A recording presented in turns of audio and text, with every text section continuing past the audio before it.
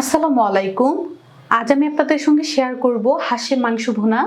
আর এই হাঁসের মাংস ভুনাটা কিন্তু শীতকালে খেতে বেশি ভালো লাগে। খুব সহজভাবে আজকের এই হাঁসের মাংস ভুনাটা তৈরি করে দেখাচ্ছি, তাহলে ভিডিওটি শুরু থেকে শেষ পর্যন্ত দেখতে থাকুন। হাঁসের মাংস ভুনা করার জন্য 1.5 কেজি পরিমাণ হাঁসের মাংস কেটে বেছে এভাবে নিয়ে নিয়েছি। এখন এটাকে আমি প্রসেস করে নিচ্ছি। এখানে একটা বাটি নিয়ে নিলাম, আর এই বাটির মধ্যে 1 টেবিল চামচ পরিমাণ নিয়ে নিচ্ছি ভিনেগার, মানে সাদা সিরকা। কুসুম গরম পানি নিয়ে নিব। কারো হাতের কাছে ভিনেগারটা না থাকলে আপনারা চাইলে কিন্তু লেবুর রস দিয়ে এই কাজটা করে নিতে পারেন। তারপর ওই যে হাঁসের মাংসটা কেটে বেছে রেখে দিয়েছিলাম, সেই হাঁসের মাংসটা এখন এই ভিনেগার পানির মধ্যে দিয়ে দিব। এই পানির মধ্যে দিলে কি হবে, হাঁসের যে একটা বাজে স্মেল আছে সেটা কিন্তু চলে যাবে। মাংসটাকে আমি দেখুন একদম ডুবিয়ে পানিটাকে ভিজিয়ে নিলাম। হাঁসের মাংসটাকে 10 মিনিটের জন্য এভাবেই পানির মধ্যে ভিজিয়ে রাখবো। ভিনেগার পানির মধ্যে মাংসটাকে 10 মিনিটের জন্য ভিজতে দিয়েছিলাম, আর 10 মিনিট হয়ে গিয়েছে। এখন যেটা করব, এই পানিটা ফেলে কয়েকবার হাঁসের মাংসটাকে ভালো করে ধুয়ে নিব। ধুয়ে রাখা হাঁসের মাংসটাকে প্যানের মধ্যে নিয়ে নিব।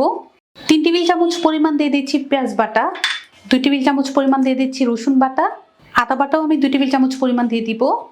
বাদাম আর কাঁচামরিচ বাটা দিয়ে দিচ্ছি 2 টেবিল চামচ পরিমাণ। 1 টেবিল চামচ পরিমাণ দিয়ে দিচ্ছি লবণ। 1 টেবিল চামচ পরিমাণ দিয়ে দিচ্ছি গরম মশলার গুঁড়া।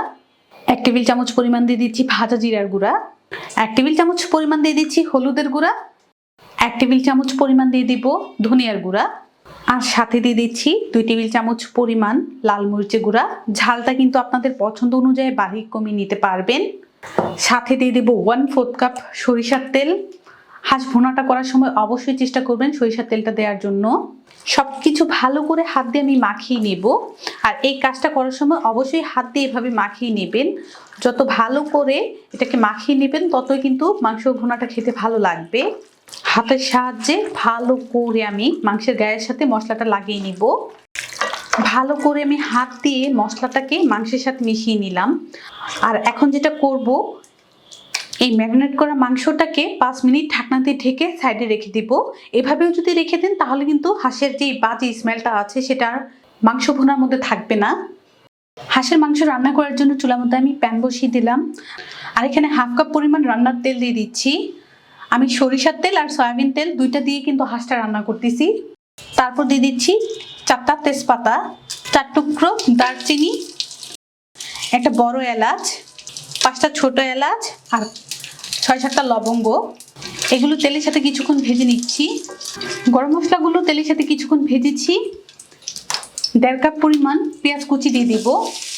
হাঁসের মাংস রান্না করতে গেলে কিন্তু পেঁয়াজের পরিমাণটা একটু বেশি করে দিতে হবে। এই পেঁয়াজটাকে তেলের সাথে কিছুক্ষণ ভেজে নিব। কিছুক্ষণ তেলের সাথে পেঁয়াজ কুচিটা ভেজেছি, আর পেঁয়াজ কুচিটা দেখুন হালকা কিন্তু সফট হয়ে গিয়েছে। এখন যেটা করব, ম্যারিনেট করা হাঁসের মাংসটা দিয়ে দিব।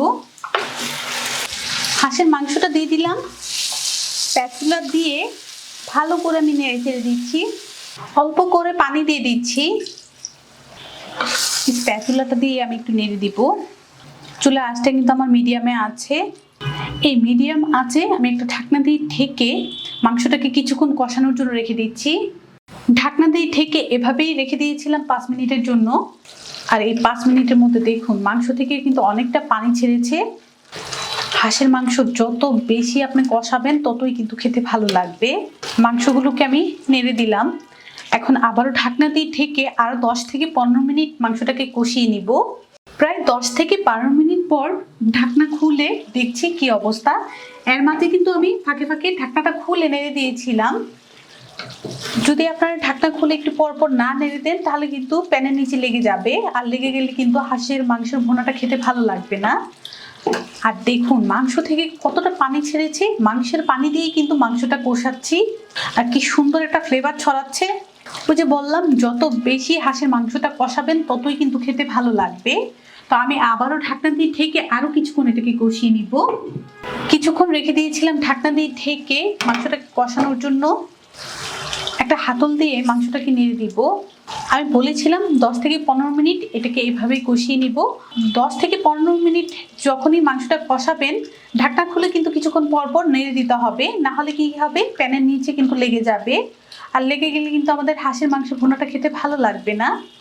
আর কতটা পানি ছেড়েছে এই যে দেখুন, হাঁসের মাংস থেকে যে পানিটা ছেড়েছে সেটা দিয়ে কিন্তু মাংসটাকে কষিয়ে নিচ্ছি। এখন যেটা করব, আমি আবারও ঢাকনা দিয়ে ঢেকে আরো কিছুক্ষণ এটাকে কষিয়ে নিচ্ছি।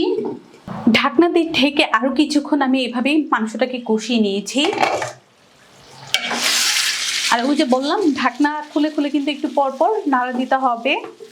মাংস থেকে যে পানিটা ছেড়েছিল দেখুন, সম্পূর্ণ পানিটা কিন্তু শুকিয়ে গিয়েছে, আর সেটা দিয়ে কিন্তু আমার মাংসটা কষানো হয়ে গিয়েছে। এখন এখানে আমি 3 কাপ পরিমাণ পানি দিয়ে দিচ্ছি। আর এই পানিটা কিন্তু আমি উষ্ণ গরম পানি দিয়েছি। সাথে দিয়ে দেব 7-8টা কাঁচামরিচ।